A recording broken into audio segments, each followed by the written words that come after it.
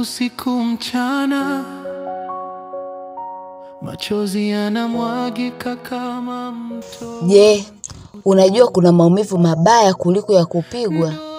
Ni maumivu ya kunyamaziwa, ni kilio kisichosikika. Ni maumivu ya kulia kila siku kwenye ndoa.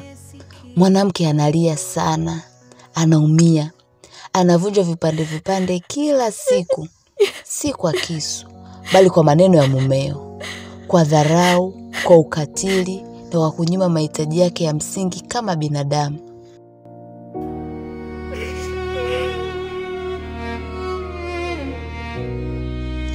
Lakini jamii haimwambii mume wake chochote kwa sababu inaogopa ndoa kuliko kuthamini uhai wa mwanamke.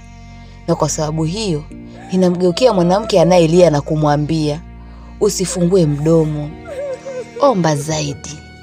Heshimu mume wako hata kama akikudharau. Linda ndoa yako kwa gharama yoyote. Vumilia, ni kwa ajili ya watoto wako. Mwanaume ni kichwa. Mungu anachukia talaka. Jamii inamwambia mwanamke kwa kumsisitiza, lazima uvumilie. Ndoa ni kuvumiliana.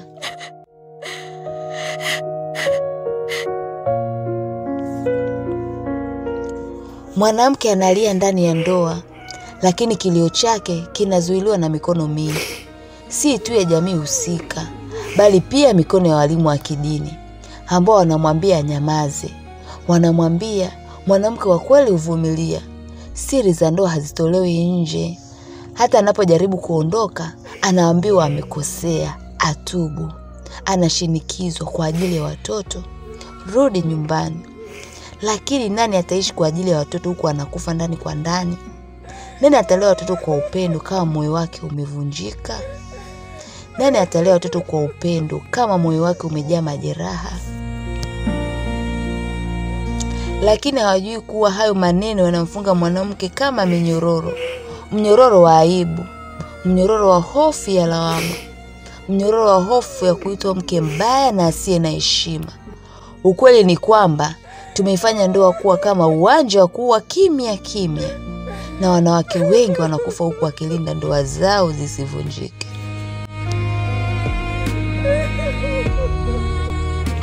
Wanasaikolojia wengine, badala kusikiliza kilio cha mwanamke katika ndoa na kutatua matatizo anayokumbana nayo, wao humtazama mwanamke kama chanzo cha matatizo. Wanamwambia, acha kumpokea mume wako kwa maneno makali. Labda unampa pressure wewe. Hakikisha unamvutia mume wako. Kuwa mbunifu zaidi katika ndoa yako. Jaribu kuwa mtulivu zaidi. Yaani wanamsukuma kumbadilisha yeye badala kubadilisha mtesi wake. Wanamwambia atafute ndani yake uvumilivu zaidi. Lakini hakuna anayemwambia mume wake abadilike, aache ukatili wake. Kisha wanakuja watumishi wa Mungu wakibeba Biblia mikononi mwao, lakini hawabebi huruma. Wao husema Mungu anachukia talaka.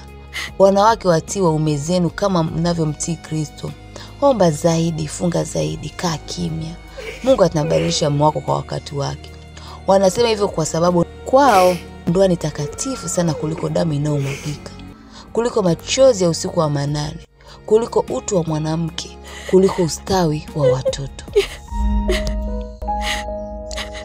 Swali la msingi tunalojiuliza, ni wangapi wanamwambia mwanaume acha kuwa chanzo cha matatizo?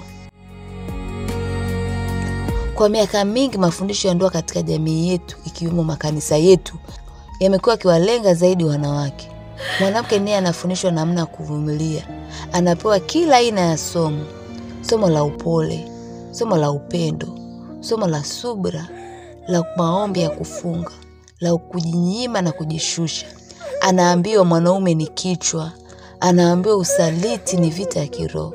Lakini nani anayemwambia mwanaume mpende mkeo kama Kristo alivyojitoa kwa kanisa?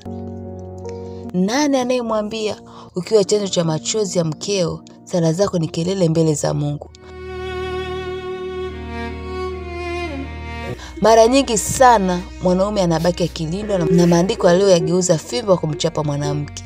Hili lipo wazi sana. Wanaume hawakemewi. Wanasaidiwa kuficha uovu wao kwa jina la mwanaume ni kichwa. na hii humfanya mwanamke kuwa amefungwa katika ndoa. Na hili humfanya mwanamke kuwa mfungwa wa ndoa, mfumo wa ukimya, mfungo wa maneno ya kidini yaliyogeuzwa sumu.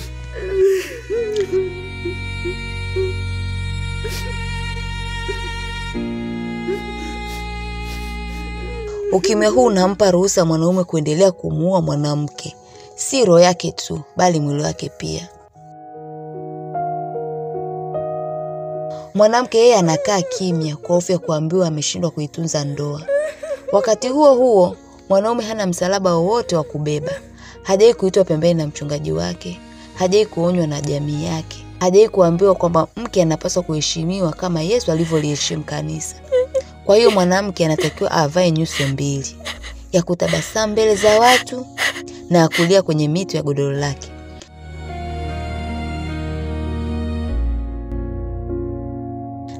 Anatakiwa kuendelea kuitwa mke wa maombi hata kama mwili wake umejaa alama za vipigo. Aendelee kuitwa mke mwenye hekima hata kama moyo wake umejaa uchungu usiosemekana. Ni nyingi hazimfundishi mwanaume kupenda, zinamfundisha kutawala. Hazimwambii mwanaume atunze, zinamwambia atawale.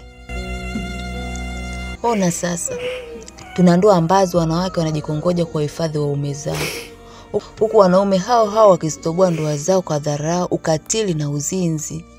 Ndoa imegeuka kuwa gofu lililoshikiliwa na mwanamke aliyechoka, na bado anaitwa mke mwema kwa sababu hajakimbia wala hajazungumza. Lakini hawajai kuuliza, uko hai kweli au umekuwa maiti ndani ya ndoa yako?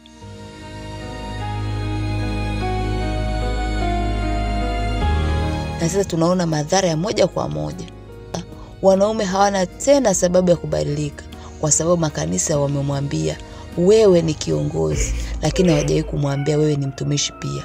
Kanisa limewapa wanaume vyeo, si wajibu. Limewapa mamlaka, si maadili.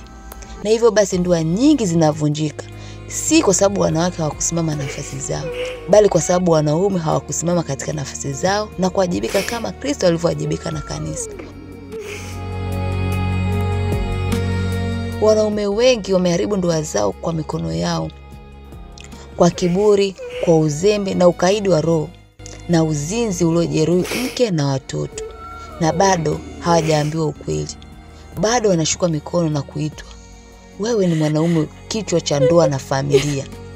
Lakini mioyo yao imejaa ubinafsi, haina nafasi ya kupenda mtu zaidi ya nafsi zao.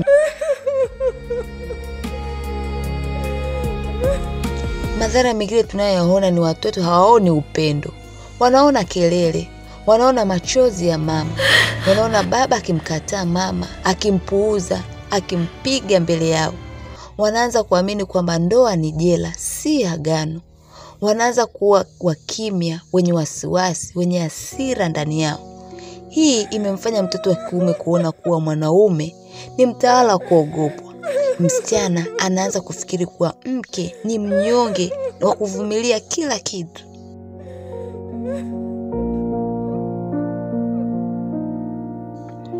Maumivu ya mama yamekuwa mzigo wa watoto na hakuna anayesema ukweli. Lakini vipi kuhusu watoto wanaoteseka? Vipi kuhusu kizazi kinachojifunza kwa kutazama na kuona? Vipi kuhusu Mungu aliyemuumba mwanamke kwa heshima na si mateso? Leo tuseme inatosha.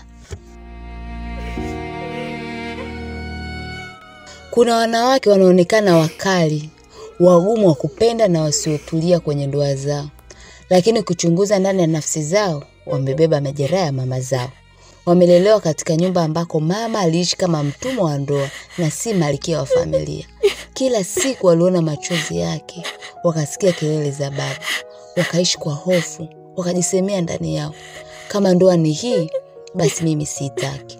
Hivyo tuna wanawake ambao waliona mama zao wakipigwa, walishuhudia mama zao wakizalilishwa mbele yao, wakinyimwa fedha, wakinyimwa pia mahitaji yao ya muhimu.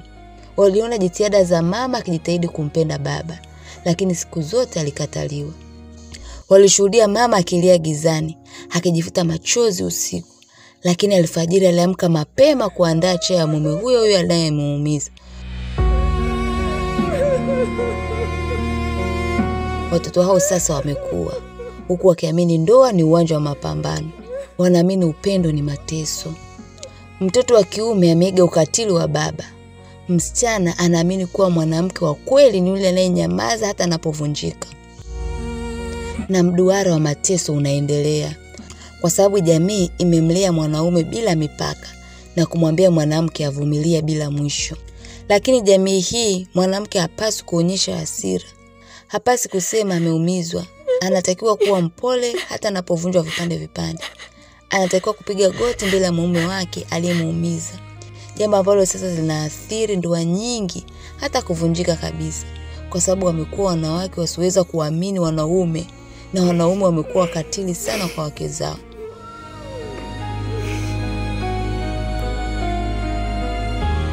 Wanawake walijenga ukuta mioyoni mwao, wakaapa, sitakuwa kama mama, sitanyamaza, sitavumilia. Lakini katika jitihada hizi za kutafuta uhuru wao, wengi wakapotea. Wengi wakawa wakatili kupita kiasi, wakawa na uchungu ndani yao, wakawa wasiosikia wala kushaurika. Wengine wakaamua kutafuta pesa kwa nguvu zote, si kwa tamaa, bali kwa hofu. Hofu ya kumtegemea mwanaume, hofu ya kuishi maisha kama ya mama. Na wengine pia walipoolewa walishindwa kuwa wapole, walishindwa kujitoa, kwa sababu ndani yao kuna sauti inayosema, usijiachie, utaumizwa kama mama. Na hao ni wale wake waliojeruhiwa kabla hawajaolewa, wamebebeshwa mizigo na maumivu ya kizazi kilichotangulia, na sasa tunaona wakilaumiwa. Wanawake wa siku hizi hawajitambui, hawaheshimu waume zao, wanajifanya wenye akili sana, wanajifanya wapambanaji wenye kutafuta pesa na kudharau ndoa zao. Lakini hakuna anayewauliza mmetokea wapi. Hakuna anayekumbuka kwamba wanawake hao walishuhudia mateso ya mama zao, na hivyo wanaogopa ndoa badala kuipenda. Ndoa zilizojengwa juu ya mateso zinazaa vizazi vilivyojaa hofu, chuki na miiba mioyoni mwao. Na hizi ndizo ndoa za sasa. Ndoa zimejaa vita kwa sababu kuna jeraha halijawahi kupona.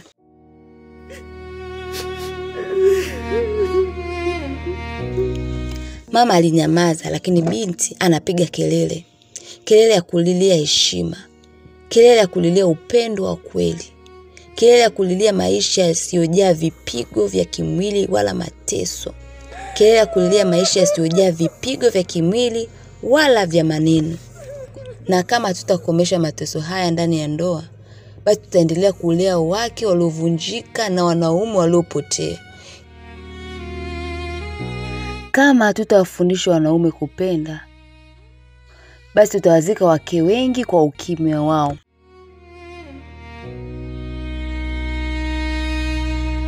Pia huu ni wakati wa kumruhusu mwanamke atoe sauti, aseme ameumizwa, aseme hapendi kupigwa, aseme anahitaji upendo si mateso. Jamii ijue mwanamke kulia si udhaifu, kulia ni uthibitisho kuwa bado uko hai. Kanisa lijue si dhambi kuondoka katika jela ya mateso, ni ujasiri wa kulinda uhai uliopewa na Mungu.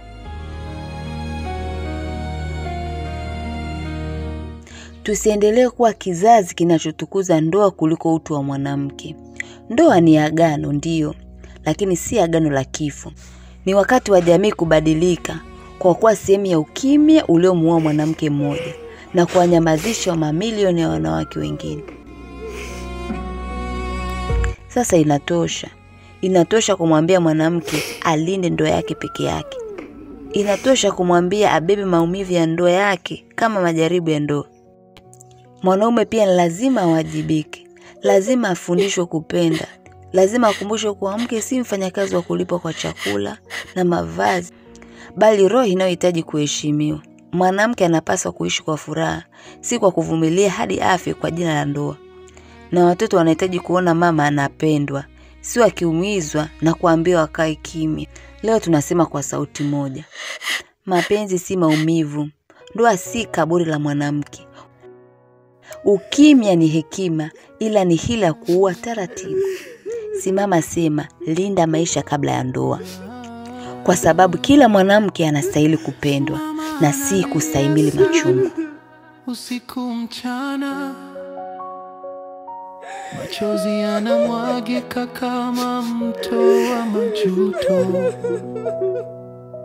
Ndoa inamtesa, moyo wake unavunjika, anabeba maumivu, hakuna anayesikia. Hakuna sauti, hakuna msaada, ni kivuli cha